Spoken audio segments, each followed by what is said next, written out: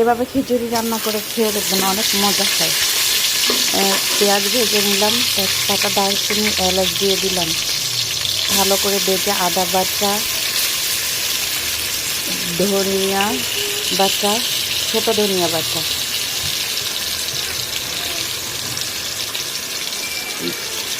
ধনিয়া গুঁড়া,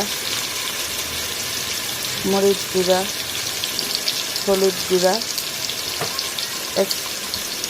একটু নেড়ে চেড়ে ভালো করে পানি দিয়ে দিলাম, লবণ দিয়ে দিলাম। ভালো করে কষায় 3 রকমের ডাল চাল দিয়ে ভালো করে মিশিয়ে নেব।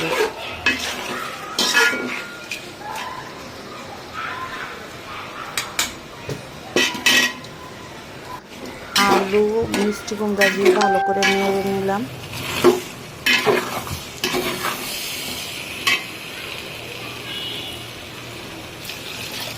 পানি দিয়ে দিলাম।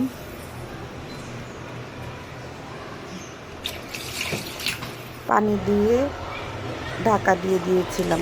এখন ঢাকা খুলে আগে থেকে রান্না করা গরুর মাংসগুলো দিয়ে ভালো করে নেড়ে চেড়ে দিলাম, ভালো করে মিশিয়ে দিব।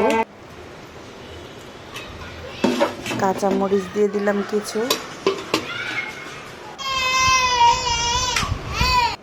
তারপর হয়ে গেল খিচুড়ি।